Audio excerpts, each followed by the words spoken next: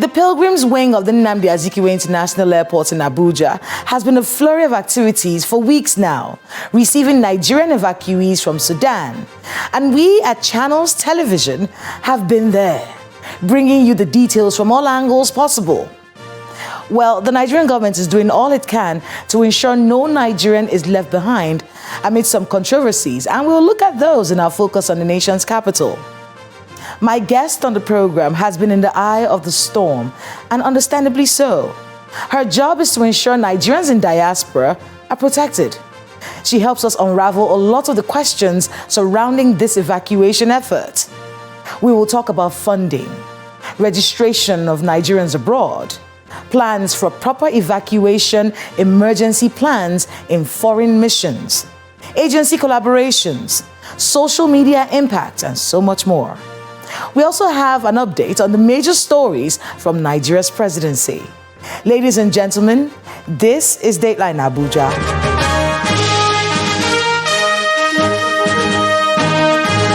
Hello and welcome to Dateline Abuja. I am Kayla Megwa. Let's start with what happened this week in Nigeria's seat of power. The federal government has given assurance that ongoing projects will not be jettisoned by the incoming administration as it scores itself a pass mark. The Minister of Water Resources, Mr. Suleiman Adamu, stated this after the Federal Executive Council meeting chaired by the Vice President, Professor Yemi Oshibajo, which lasted for over 7 hours.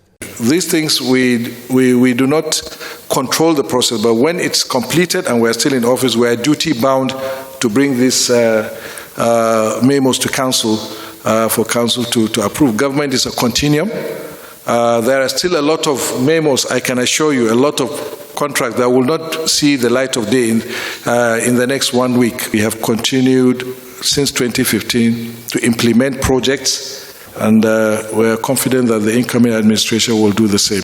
Against the backdrop of the crisis in Sudan, all hands must be on deck to ensure that the problems are not allowed to escalate.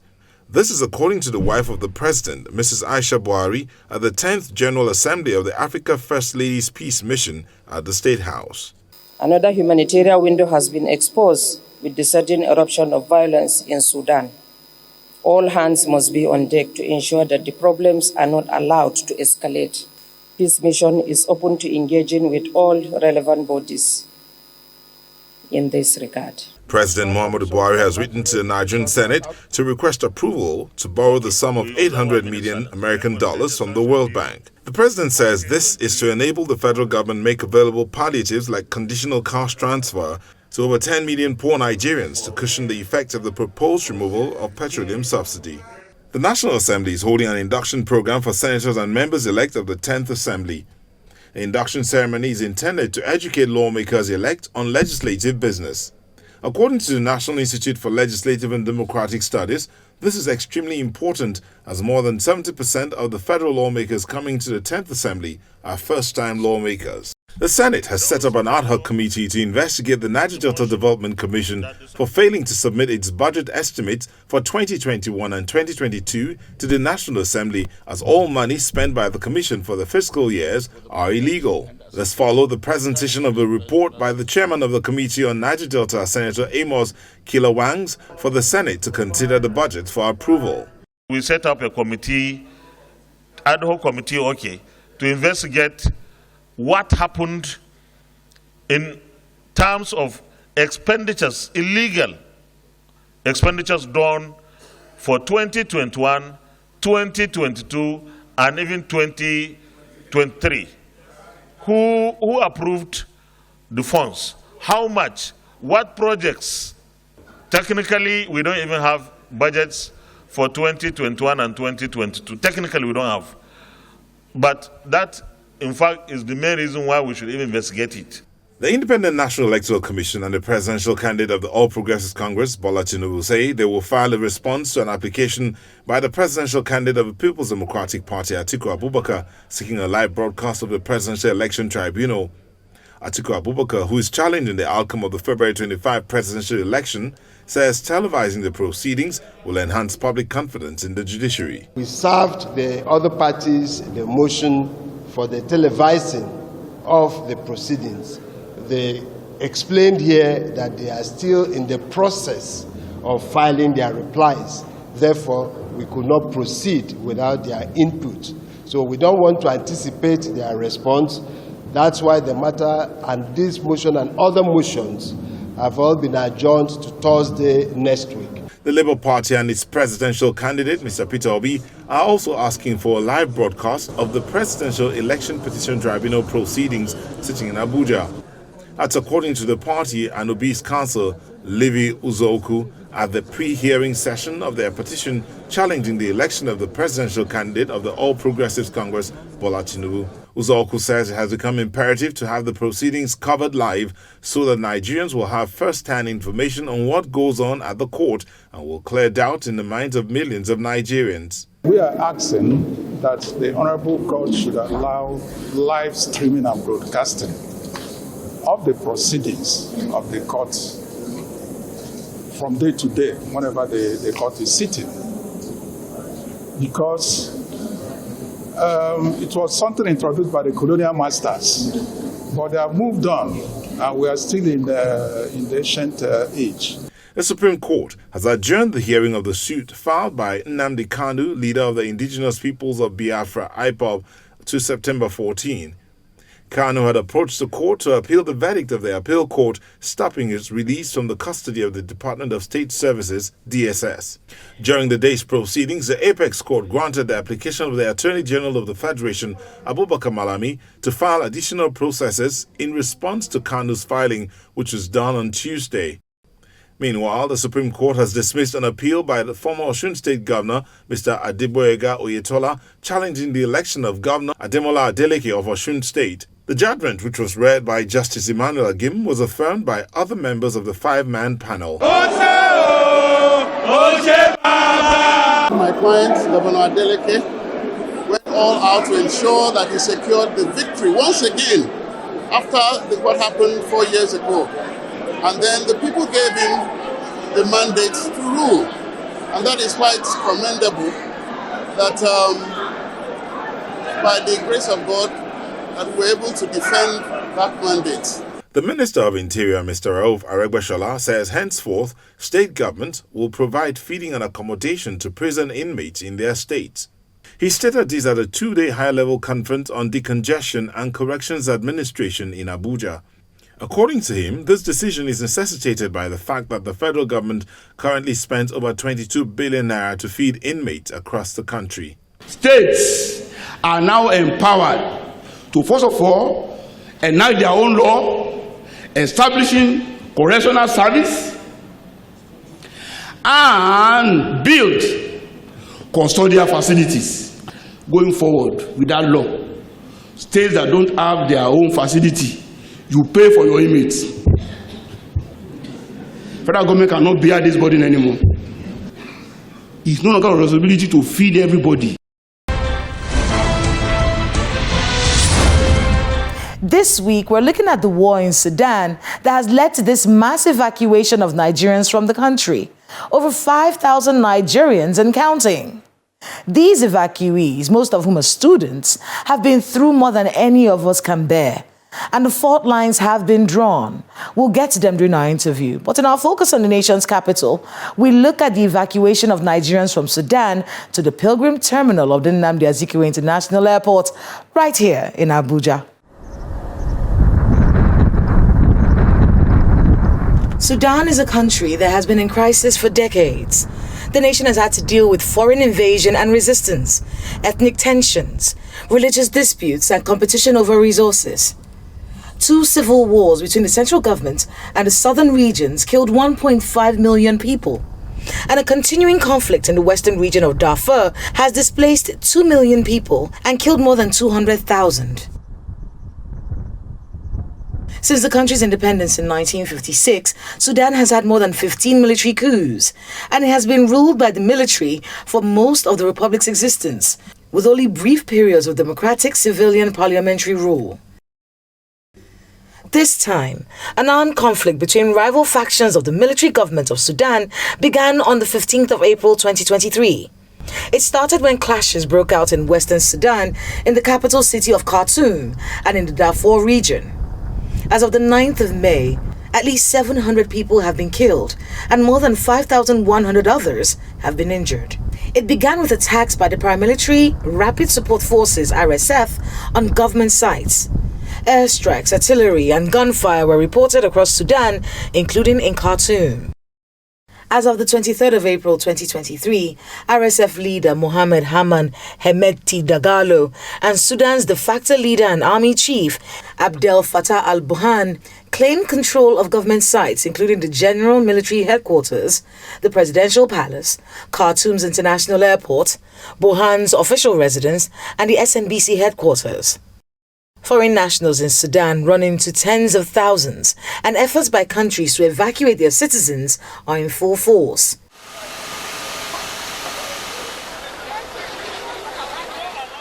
Nigeria is still evacuating its citizens, and at the time of this report, 13 air flights carrying over 5,000 Nigerian nationals have landed at Nnamdi Azikiwe International Airport since the first Air Peace flight carrying 274 passengers and the Air Force C-130 landed on the 4th of May 2023.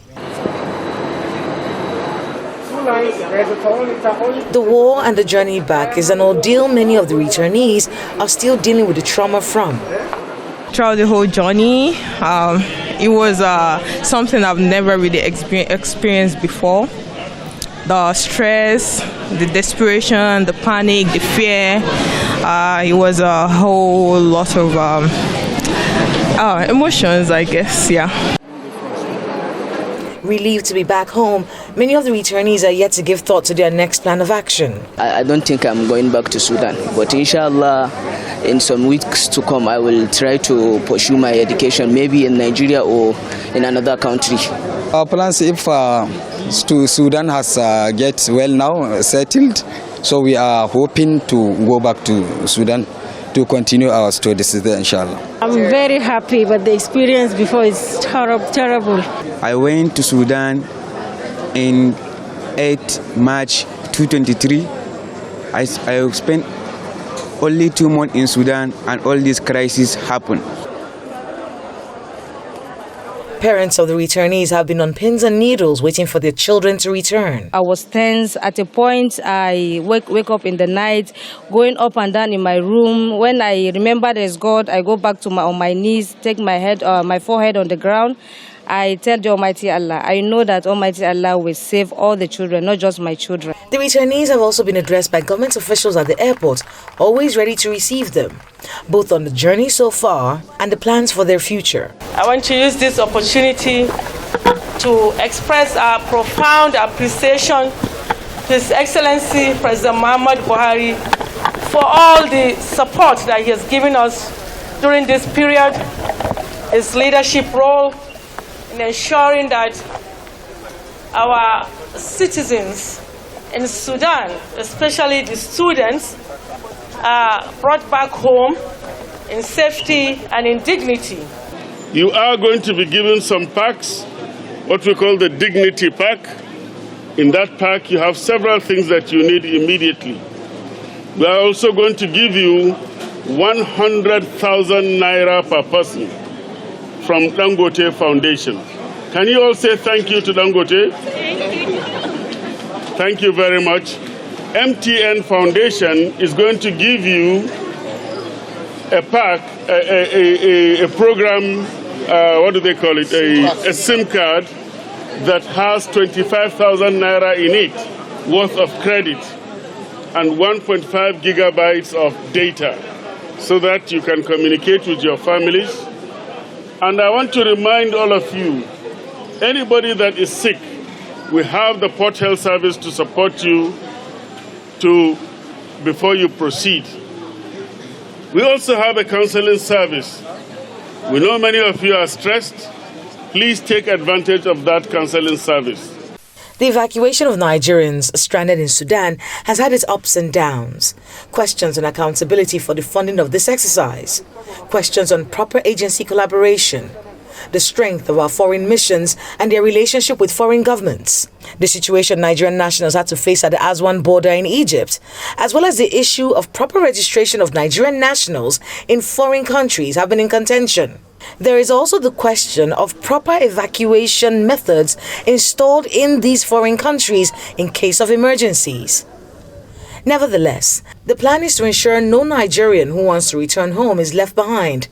As negotiations continue in a bid to bring an end to the conflict in Sudan, Nigerians still stranded in Sudan have been urged to make their way to Port Sudan, where Nigerian-bound flights are waiting as evacuations from Aswan in Egypt have officially ended. My guest on the program is the chairperson of the Nigerians in Diaspora Commission, Honorable Abike Dabiri Erewa. What was that story from Aswan in Egypt? Who handled the funding for this evacuation? What could have been done better? Please watch this. Honorable Abike Dabiri Erewa, welcome to Dateline Abuja. Thank you, Kayla. Nice to be with you. It's been a very rough few months. Well, rough, but we give God the glory that no life has been lost and they've been coming back. And that is the joy. Yeah, it's been rough, really, but even rougher, more traumatic for those you saw them at the airport. Oh, yeah. I mean, it's very traumatic, and what just comes to mind is, hey, war is a bad thing. It is a terrible thing. I mean, war never, ever, ever befall our country again. Does the Nigerian government have in place, in countries where Nigerians reside, does the Nigerian government have evacuation plans in case of war, in case of a natural disaster? I know that it was this government that started really structured evacuation, started with Libya. We had Nigerians stranded in Libya, and if you remember that time, it was even worse than this. It was all over the place, and I was essayed to the president there, and we did write to the president, and he actually set up a team led by the Minister of Foreign Affairs, involved my office, then essayed to the President on Diaspora, NEMA, Refugee Commission, Immigration, NIA, led by the Minister of Foreign Affairs, and that team went to Libya. And we brought back almost 10,000 Nigerians. My recommendation, really, and I've said it before, is that really the military should be involved. In every of our military, there's a military formation, there is actually a rapid response team. So why don't we just ensure that we resuscitate that, partner with the military formations that are already existing? In every military formation, there are military attachés of virtually every embassy. So in emergencies, PAM, the military, you reactivate that team that's already existing, already in the military formations with the military attachés, and then this little group that the chief of staff to the president actually set up can, now, so each agency now does what they need to do. That is my suggestion, which will be recommended when this is over to the minister and then, of course, to the incoming administration. At some point, there was a lot of things going on social media about the funding, and you clarified that. And we also saw the Humanitarian Affairs Ministry also clarifying how much money was used for this, what happened to the money, why were those buses stuck in the desert, what happened at the border to enter into Egypt. We got all those explanations, but it brought to mind the question about how these agencies work together in times of an emergency. Are there things that could have been done better? Definitely. There's no doubt about that. Definitely. And I think what could be done better is the line of command. The only new ministry in all this is humanitarian. So who takes the lead? Is it foreign affairs or humanitarian? I think that's just what has to be settled. NEMA we've always worked with NEMA, Refugee Commission. Like I said, this is not the first evacuation. So in matters like this, when it involves foreign issues, who takes the control? Is it humanitarian or foreign affairs? If you're releasing funds, who do you release it to? Is it humanitarian or foreign affairs? As far as the Nigerian missions abroad are concerned. And like I said, these are issues being discussed. We all learn all the time. And if that is the case, then make it official, the line of command. What's the role of foreign affairs? What's the role of humanitarian affairs? But just so people understand, in this particular case, it was humanitarian affairs that the funding the funding went to. Nigeria has a mission office in Egypt. Yeah. What's the relationship? Because, I know that we've stopped bringing Nigerians from the Aswan area. At least we heard that on Sunday, that they had concluded everyone has to go through Port Sudan, and we're hoping that these evacuations will end very soon. What's the dynamic like there in Egypt? Is it that there wasn't, I know there's a war situation and you can't just open up your borders, but what negotiations from the Nigerian mission did we have with the Egyptian authorities to get to where where we now had that situation resolved now, but how did that situation even happen? Realistically speaking, honestly, the Nigerian ambassador in Egypt did everything he needed to do. He spoke to his counterpart. The DGNIA did the same thing. Minister of Foreign Affairs did the same thing, but Egypt remained adamant. And I heard Professor Bolaji Akiyemi say something about, no, it's not. I think we should ask Egypt why they did that in a war situation. I know they're very strict with their laws, I know that, but their instance, they kept them in that place for 6 days. I have pictures of some of them that were being stung by scorpions. So in that situation, African Union needs to ask them, and they did it for all Africans, except Sudanese. You have always advocated for Nigerians to come to the embassy, come to the mission office, register your presence in this country. And that's one of the lapses that we saw in this matter. There was a plan for, I think, 3,500 people who were registered at the missions office to come out. So we're looking at, okay, we have 3,500 people who we need to evacuate from here. But then the number of people that showed up. Yeah. What are we talking about here? What's the issue? As a commission, one of the things we said we have to do, NITCOM, moving on, is you have to just start that messaging and that awareness that for your own sake. You see, you hear things that, oh, our missions, they don't listen to us. They don't answer. It's okay. Maybe yes, maybe you're right, maybe you're wrong. But at least know that, well, I went to the mission, I registered, I made them know here. And then we have also set up a data portal. And I want to appeal to all Nigerians, particularly students, go to that portal, register, let us know where you are, what you're doing. I talk a bit about their education. Yeah. There is an update on that. I think I heard some offers a few days ago. Yes, for the education. I mean, once the line is like, so what next? Our education. Some have just a semester to go. So we did it with Ukraine. But here's the thing. The first thing on their minds is the war will be over and we'll go back. We pray so. But Ukraine, some came back, they were offered admission, but they had to, okay, let me tell you something. You enter a university, there's no way you go to a university and they admit you their final year. It's not possible. You need to do like 2 years. You need to do like 2 years. It's the Arusha or Addis Ababa Declaration. So no matter what year, if you're going to university here, you need to do 2 years. Imagine those who came to Ukraine had done the 2 years. They would have done 18 months. Now the Ukraine war is still not over. And they will be saying, no, we'll go back. So that is one. So for those who have returned now, we've met with JAMB. The thing is just follow the process and procedure. What are we doing about, the kind of trauma that they've gone through? Yeah. When you see them at the airport, sometimes you just want to cry because you can see that this person... Are you sure you didn't cry? I did. I saw you almost crying. And you saw me almost crying. We saw each other. We saw each other almost crying. But it's always traumatic because you're dealing with kids here and then you're seeing this very young person going through this. Is there any kind of thing that is put in place for their mental health? Well, just like we did in Ukraine, we're going to have like a trauma counseling session. And the thing is, we're already getting offers. They are survivors. And we thank God for that. And two is, maybe they can also become ambassadors of, do I want to say no more war? Or the negative of war or something. What war does to Africa's children. Exactly. Thank you. I'll use that your phrase. So can I plagiarize you? The effects of war on Africa and its children or something. And I think that is very important because we're going to have a trauma counseling session and we're going to do it by Zoom. And we're already gathering fantastic professionals together. There are some groups in America that have offered Nigerian groups and the Nigerian diaspora. Professionals have been very, very helpful. So we're putting them together and we'll do something in that regard. NEMA has a responsibility to evacuate, maybe here and abroad, but they are there to support and help. But in this situation, who takes control of evacuations abroad? Humanitarian or Foreign Affairs? I think that was where there was a little friction. But if you ask me, I think it should be Foreign Affairs. Well, thank you very much for being with us on Dateline Abuja, and good luck with all the work you have ahead of you. Thank you very much. Thank you.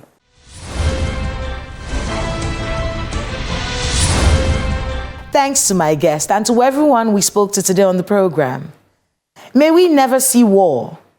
That's the prayer for the world we live in, especially for us in Nigeria. So I'll say it again.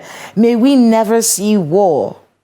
While this is a legit prayer, it's not a situation we can leave for the gods. No, it's one we must work deliberately to ensure. And if we need any motivation to live in peace, just take a look at this situation in Sudan. Death, destruction, and unspeakable chaos.